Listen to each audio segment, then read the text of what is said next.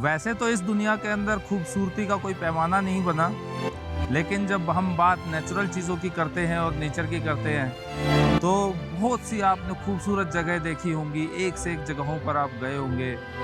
लेकिन मैं सच बता रहा हूँ कि ये जगह जो है ना, ये आपका मन मोह लेगी और आपको बाकी की सब चीज़ों को भूलने पे मजबूर कर देगी। ये है हिमाचल के अंदर मंडी डिस्ट्रिक्ट से 50 किलोमीटर दूर बरोट वैली।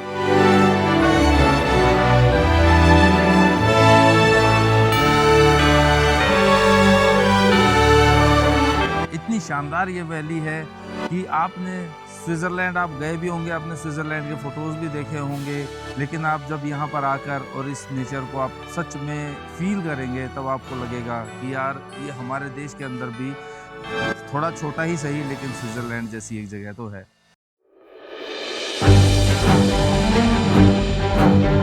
बरोड पहुंचने से पहले हम बात कर लेते हैं यहाँ तक आने वाले कुछ शानदार से रास्ते और उसके सफ़र के बारे में।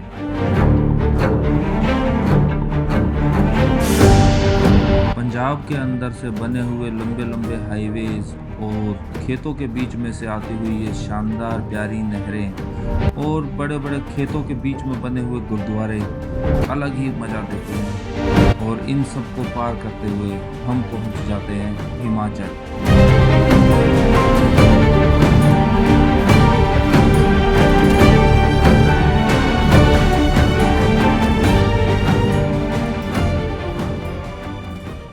मंडी से बरोट के लिए करीब 20 किलोमीटर का पैच अंडर कंस्ट्रक्ट है और काफ़ी थकान भरा है। लेकिन जब ये शानदार नज़ारे हमारे सामने आते हैं तो सारी थकान गायब हो जाती है और जैसे जैसे आप बरोट की तरफ बढ़ते जाते हैं आपको खुद ही सुकून का एहसास होने लग जाएगा।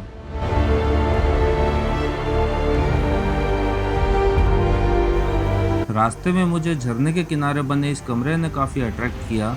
पास जाने से मुझे पता लगा कि यह कोई कमरा नहीं बल्कि यह तो एक चक्की है जो कि नेचुरल पानी के फ्लो से चलाई जाती है। हिमाचल के अंदर जहाँ जहाँ भी ऐसे नेचुरल झरने बह रहे हैं वहाँ पर पेड़ के तने को खोखला करके या फिर कुछ खोखले तनों का यूज़ करके ऐसे पानी के पाइपलाइन के टाइप से यूज़ किया जाता है। फिर कमरे के अंदर बने एक तार के जरिए पानी के प्रेशर को कम या ज़्यादा किया जाता है। फिर पानी के प्रेशर से टरबाइन काफ़ी ज़ोर से घूमने लग जाता है और चक्की प्रॉपर वर्क करना शुरू कर देती है।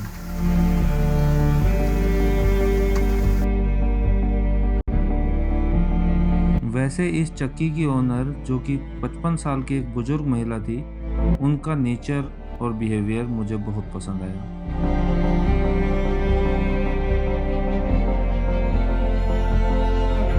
अब कुछ एक बात ऐसी कर लेते हैं कि आप जब भी यहाँ पर आते हैं तो मंडी से जब आप बरोट आते हैं तो बरोट में आप ये सोचें कि पीछे से कुछ ले लें, तो बरोट में यहाँ पर सारी चीज़ें आपको मिल जाएंगी, खाने पीने की सुविधाएं ठीक है। हालांकि यहाँ पर बड़े बड़े होटल्स नहीं है, होम स्टे ठीक काफ़ी हैं और कुछ कैंपिंग वगैरह है। लेकिन वीकेंड पे ये चीज़ें लिमिटेड हैं, तो आप जब भी आएँ तो कम से कम भी 10 से 15 दिन पहले आप अगर एडवांस में बुकिंग कर लेते हैं तो उससे बेटर कुछ भी नहीं है। मैं अपना कैंपिंग सेटअप वगैरह सारा कुछ लेके आया हूँ। नदी किनारे मैंने कैंप लगाने की कोशिश की थी, लेकिन मेरे को बाद में पता लगा कि यहाँ पर वन विभाग से परमिशन लेनी पड़ती है। वो परमिशन ईज़िली मिल जाती है, चार्जेबल नहीं है वो। लेकिन यहाँ पर जो ट्राउट फिशिंग होती है, वो ट्राउट फिशिंग जो है वो चार्जेबल है। उसकी आपको 100 रुपीज़ ग्रुप के अकॉर्डिंग पर्ची कटानी पड़ती है। तो यार इतनी सुंदर सी ये जगह है, बीच बीच में देवदार के घने जंगल हैं। हालांकि ये घाटी इतनी सुंदर और इतनी शांत है, ज़्यादातर घाटियाँ गर्म होती हैं, लेकिन यहाँ पर रात को अभी भी जून महीना चल रहा है, जून में भी बहुत सही था मौसम और रात को -12-13 के आसपास यहाँ पर टेम्परेचर पहुँच गया था। तो चलो जी आगे बढ़ते हैं और पूरा आज हम इस घाटी को हिडन पैलेसेस इसके और टूरिस्ट पैलेसेस और सब एक्सप्लोर करेंगे बड़े अच्छे से।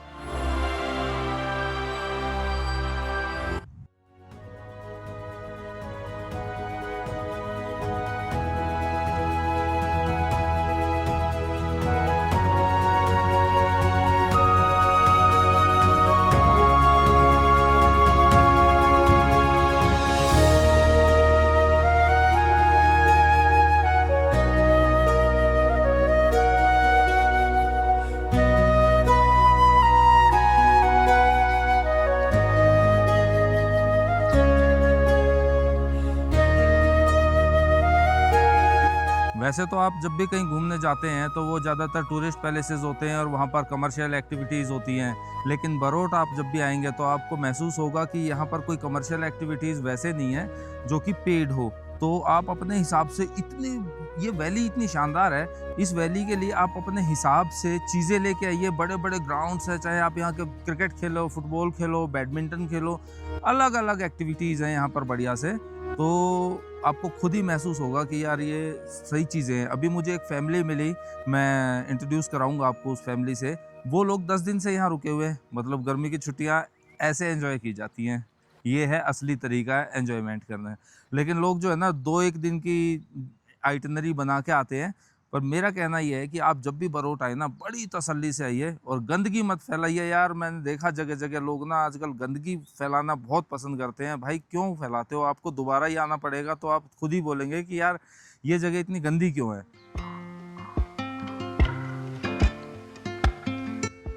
तो जी ये है वो फैमिली जिसके बारे में बता रहा था। ये 10-12 दिन हो गए यहीं स्टे कर रहे हैं, हरियाणा से हैं और हमारे कहते हैं ना गोहांड से निकल गए ये। तो इनसे बढ़िया मेरी बातचीत हो गई है और जिस जगह ये अभी जो है ना, यहाँ पर हम शाम को आज टेंट लगाने वाले हैं और कल पूरा दिन हमारी कैंपिंग का रहेगा। आज आसपास मैं आपको हिडन पैलेसेस और जो कमर्शियल पैलेसेस हैं वो एक्सप्लोर करके दिखाऊंगा। और भाई साहब जी हाल-चाल? तो चलो इनसे मिले तो थे हम थोड़ी देर। क्या नाम आपका? मंजीत नाम है ना? तो थोड़ी देर इनसे मिले थे और इनकी फैमिली से। अभी इनकी बिटिया भी है, वो बहुत अच्छी पेंटिंग करती है, तो वो शायद अभी कहीं घूमने गई है, तो शाम के टाइम शायद उनसे मिलना होगा। तो एक बार घूम के आ जाते हैं हम बरोट पूरा, फिर यहीं पे आज हम कैंपिंग करेंगे। इसके जस्ट बगल में नदी है, बहुत अच्छा सीन है। और इस टाइम जिस हिसाब से गर्मियाँ पड़ रही हैं दिल्ली में, महसूस हो रहा है कि भाई 40-42 तक टेम्परेचर जा रहा है। यहाँ पर मैक्सिमम 22-23 तक ही जाता है। कितनी सही बात है। और हवा यहाँ पर कंटिन्यू रहती है। तो चले जी आगे बढ़ते हैं।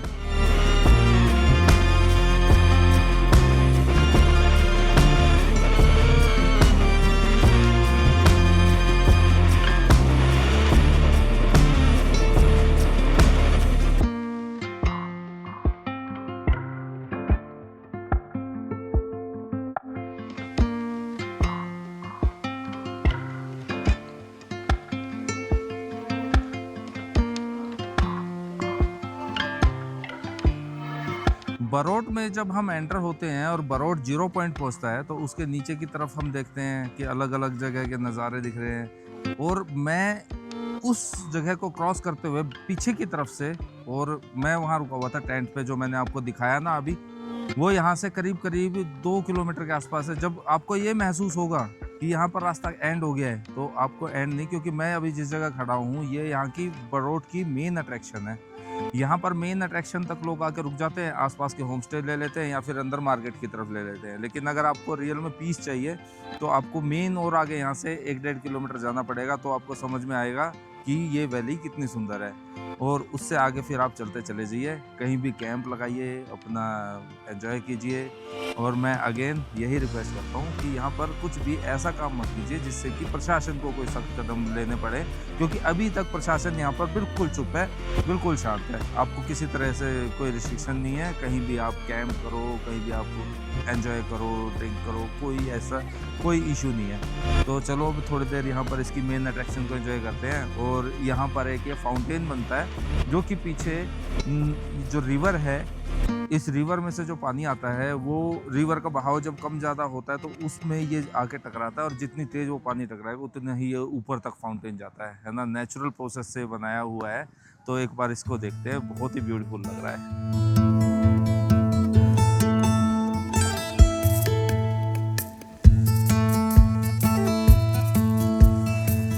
थोड़ी देर में यहाँ पर लोग अपनी गाड़ियाँ लाके खड़ी कर देते हैं, जो कि नेचुरल तरीके से यहाँ पर वॉश हो जाती हैं बड़े अच्छे से।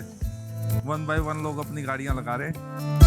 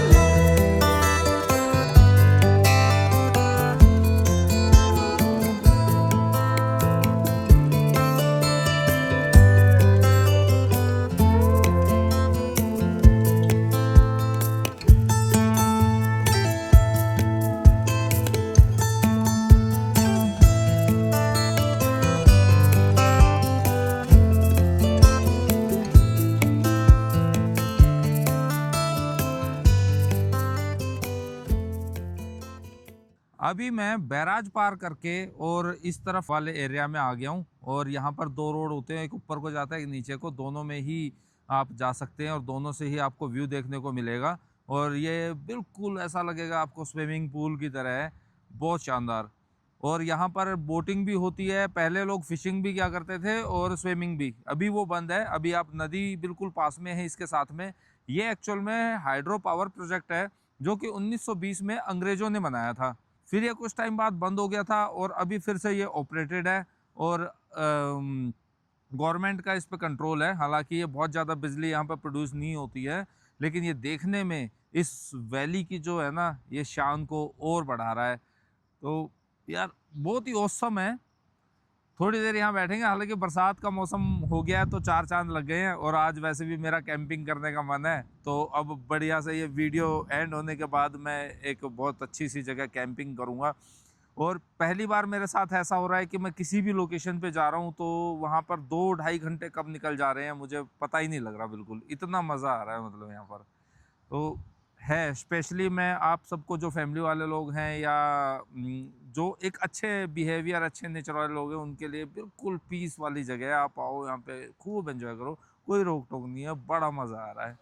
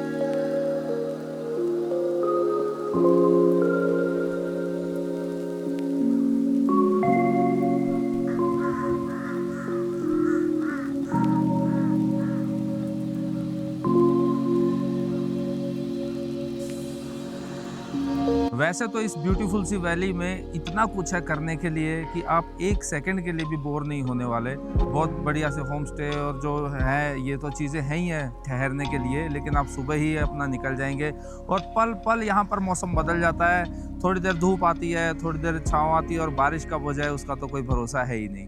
और अभी जस्ट बरोट एंटर होने से, जब आप दिल्ली से बरोट की तरफ आ रहे हैं तो 2 किलोमीटर पहले ये एक सेटअप है जहाँ पर मधुमक्खियों के द्वारा मधुमक्खी पालन किया जा रहा है, जहाँ शहद निकाला जाता है। तो जो इनके ओनर है उनसे थोड़ी सी बातचीत करते हैं और देखते हैं क्या प्रोसेस है इसका, क्योंकि यार यहाँ पर करना तो घूमना तो है ही और एंजॉयमेंट इसी टाइप से होगा। तो चलिए उनसे मिलते हैं, थोड़ा सामने की तरफ उनकी शॉप है।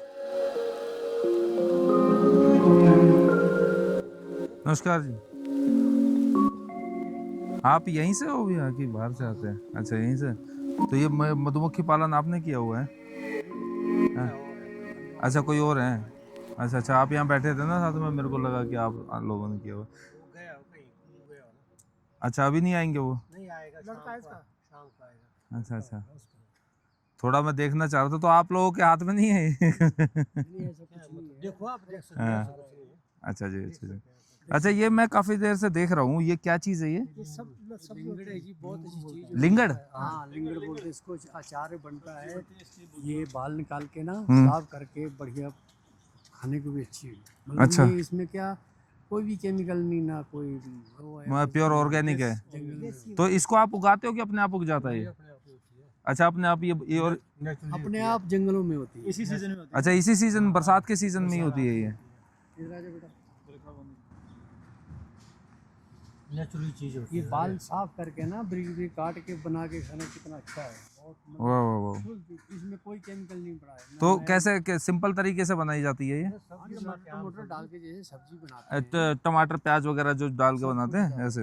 अच्छा ये निकाल लेना चाहिए, ये बाल टमाटर को। अच्छा ये बाल हटा देने हैं और ये पत्ते इसके जो छोटे छोटे, अच्छा ये रहने हैं? ठीक है ठीक है। हाँ अरे वाह, ये तो बहुत आराम से निकल रहे हैं। हाँ बिल्कुल आराम से निकल रहे हैं, ठीक। सही है, हम ये देख ले थोड़ा मधुमक्खी को। देख लो ना। अच्छा जी, उसका लड़का नहीं आऊँ, ठीक ठीक है। लड़का नहीं आ। अच्छा, आप ये बता सकते हो थोड़ा सा इसका क्या फर्क है, ये दोनों शहद ही होंगे ना दोनों ये? अच्छा, ये ताजा है, ये जम गया है, तो शहद जमता तो नहीं है बोलते हैं।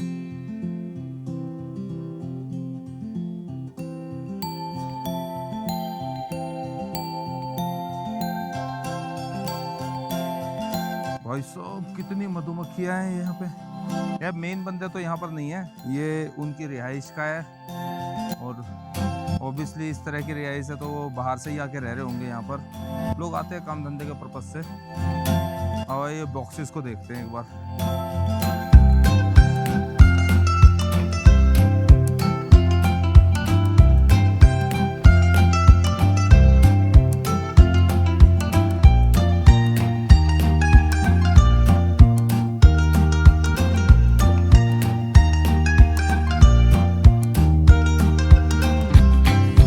तो ये यहाँ पर ना बहुत सारे बॉक्सेस लगाए हुए हैं। इनमें ये बॉक्स के अंदर क्या है कि प्लेटें होती हैं, और कई सारी प्लेटों की लेयरिंग होती है, और उस लेयरिंग में एक रानी मक्खी छोड़ दी जाती है, और जो बाकी मक्खियाँ हैं ये सब उनके लिए शहद कलेक्ट करने का काम करती है। रानी मक्खी मज़े से रहती है, और ये बॉक्स के अंदर छोटा सा छेद बनाया जाता है, और इस छेद में से ही मक्खियाँ बाहर आना जाना करती हैं। जब फूलों का सीज़न नहीं होता है तो चीनी की चाशनी बना के ये लोग इस पे डाल दिया करते हैं, उस चाशनी को चूस के, और मधुमक्खी जो है शहद जनरेट करती है। लेकिन अभी यहाँ पर बरोट वैली में क्या है कि बहुत सारे फ्लावर्स हैं जो कि नेचुरली खिलते हैं, तो उन फूलों का शहद वो कलेक्ट करके लाती हैं। करीब करीब आप यकीन नहीं करेंगे कि 4 से 5 किलोमीटर दूर तक ये मक्खियाँ चली जाती हैं, और आके उसी बॉक्स में घुसेगी, किसी अदर बॉक्स में नहीं। जिस बॉक्स में रानी मक्खी होगी उसी बॉक्स में ये लोग घुसते हैं, और यहाँ पर ये मशीन टाइप का एक बनाया हुआ है, तो वो जो फरमा है चकोर, उसको इसमें फंसाया जाता है। ये 1 2 3 4 5 6 फर्मे एक बार में, मतलब कि एक पूरे बॉक्स का शहद एक बार में निकाला जा सकता है। इसमें वो लगा के और इसको ऐसे करके घुमाया जाता है। ये काफ़ी ज़ोर से इसको घुमाया जाएगा, और जब इसको घुमाएंगे तो ये पूरा शहद नीचे इसमें कलेक्ट हो जाएगा, और उसके बाद ये वाल को खोल के शहद निकाल लिया जाता है। तो ये इतना सा ये प्रोसीजर है। हालांकि ये शहद जो है ना पूरी तरह प्योर नहीं होता है, क्योंकि भाई जब फूल नहीं होंगे तो चाशनी से शहद बनता है, तो इसलिए चीनी जैसा आपने बहुत बार शहद लिया होगा, वो थोड़ा थोड़ा ना नीचे जम जाता है कभी कभी, तो शहद कभी जमना नहीं चाहिए, प्योर शहद जो होता है। और वैसे भी ये पालतू मक्खी है तो इसके शहद उतना कैपेबल तो नहीं होता, लेकिन फिर भी ठीक होता है। जैसे खांसी वगैरह आपको हुई ना, तो 1 चम्मच की जगह 2 चम्मच 3 चम्मच आप इंटेक कर सकते हैं। लेकिन अगर असली आप बड़ी वाली मक्खी का शहद लेंगे तो वो आधा चम्मच भी आपको बहुत है। अगर आपने 1 चम्मच से 1.5 चम्मच अगर उसको कंज्यूम कर लिया तो आपके सिर में दर्द हो सकता है। अब प्लान कुछ ऐसा है कि अब मैं निकल रहा हूँ लपास वाटरफॉल के लिए, जो कि ऑब्वियसली वो भी एक हिडन जेम है, और बरोट से दिल्ली वाले रास्ते पे ही करीब 6-7 किलोमीटर पहले लपास नाम की एक जगह आती है, उससे हम ऊपर को जाएंगे और थोड़ा सा ऊपर चल के गाड़ी खड़ी कर देंगे, और करीब 300-400 मीटर के आसपास का ट्रैक है, ज़्यादा नहीं है। और लपास वाटरफॉल बहुत ही प्यारी जगह है, वेट कीजिए आपको दिखाते हैं।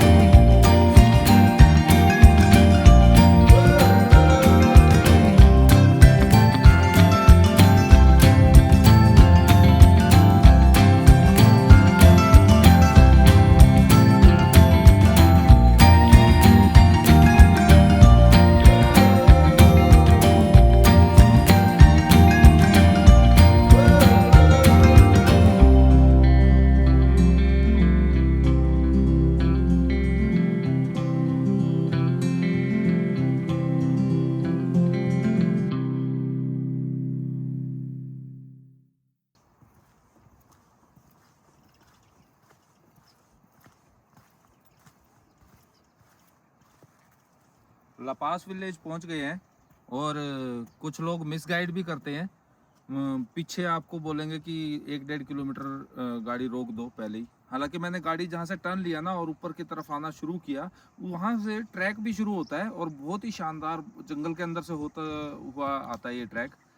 फिर भी आपको ट्रैक आधा पौना किलोमीटर तो आपको करना ही पड़ेगा कुछ भी करके।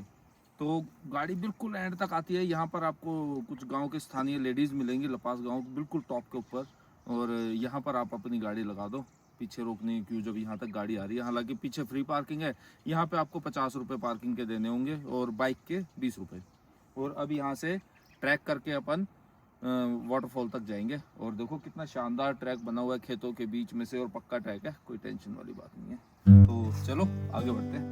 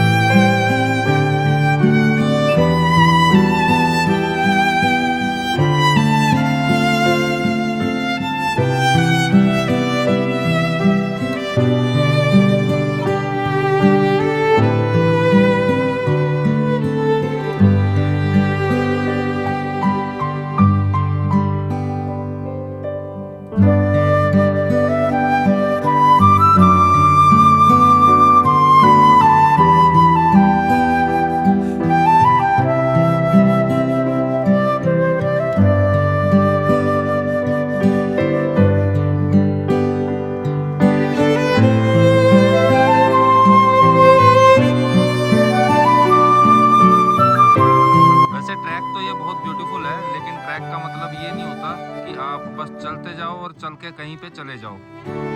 चीज़ों को रास्ते में ऑब्जर्व करते हुए चलो। जैसे कि मैंने ये ऑब्जर्व किया कि गुलाब के आपने पौधे देखे होंगे, बेल भी देखे होंगे, लेकिन गुलाब का इतना बड़ा पेड़, इतना ह्यूज पेड़ है ये।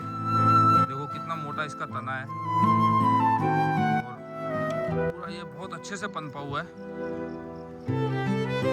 कितना ब्यूटीफुल लग रहा है। लो जी, ट्रैक थोड़ा सा ही रह गया है और फर्स्ट लुक देखने को मिल गई है हमें वाटरफॉल की, बहुत शानदार।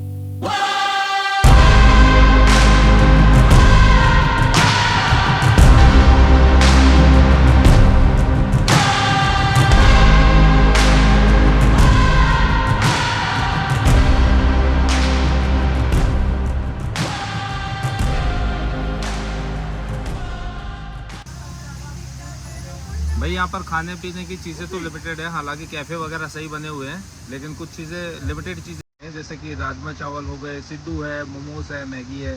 तो हिमाचल में आके, क्योंकि ये यहाँ की डिश है, तो सिड्डू ही ट्राई करना चाहिए। और ये एक गार्लिक ब्रेड टाइप से होता है और इसके अंदर स्टफिंग की होती है। तो खा के देखते हैं कैसा लगता है।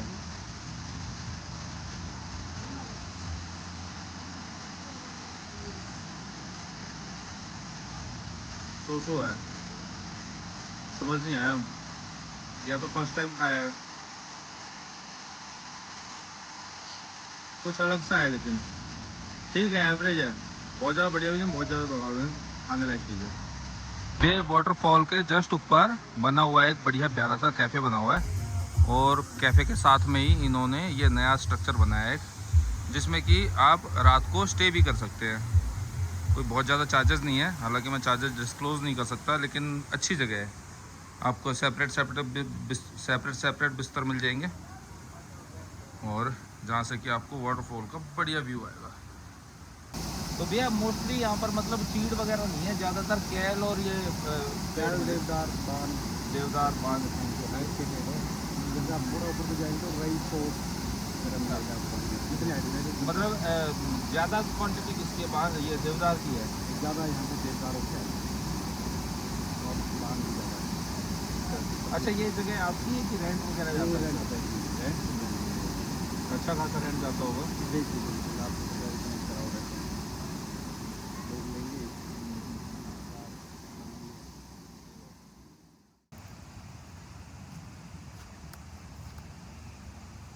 तो भाई जो सब्जी आपको दिखाई थी वो मेरे को जंगल में यहाँ बहुत नज़र आ रहे हैं, और ये भी वही है, लेकिन ये थोड़ा खुल गया है तो मैं पता नहीं ले नहीं रहा इसको, लेकिन ऐसे ऐसे ही बहुत मिल गए हैं। और आपको पता ही है कैंपिंग वगैरह करता रहता हूँ मैं, तो बहुत मिल रही है यहाँ। तो ये तो आज जो है ना इसी की सब्जी बनेगी।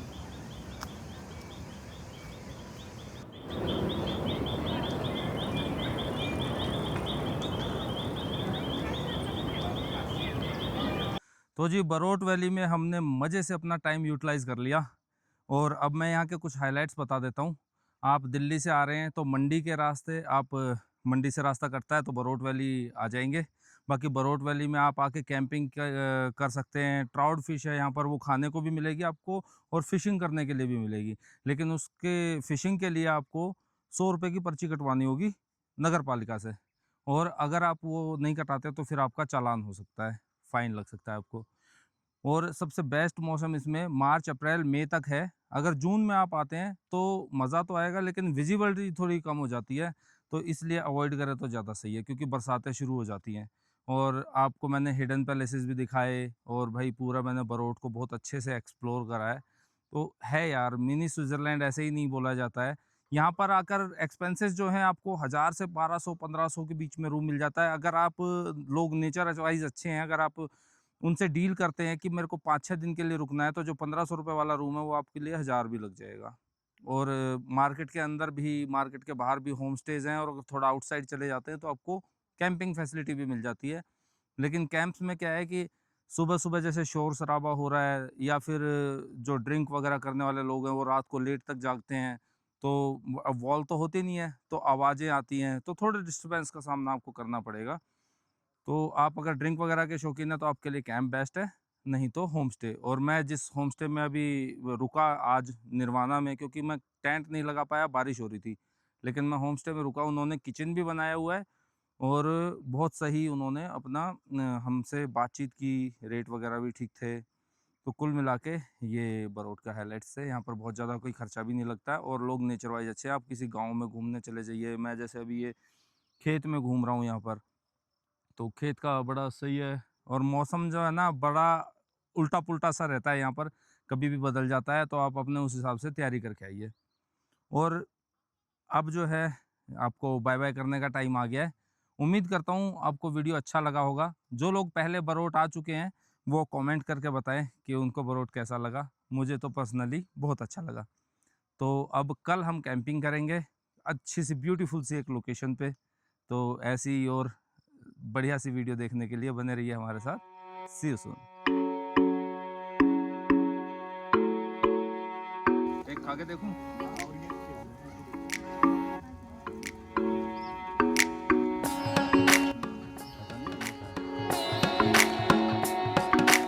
खट्टा मीठा ही है। आधा किलो दो।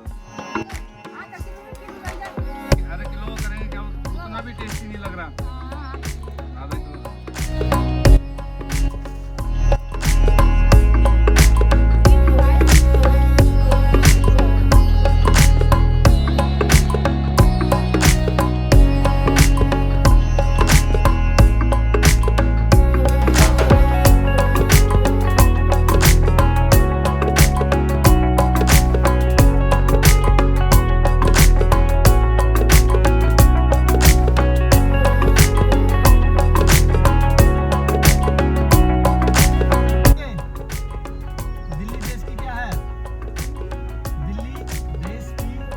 दिल्ली पता है क्या होता है? दिल्ली दिल्ली सुना है आपने? दिल्ली का नाम नहीं सुना? दिल्ली कैपिटल है, राजधानी है। कौन सी क्लास में पढ़ते हो आप? 7th में। तो आपको पता होना चाहिए फिर तो। Bye bye bye bye.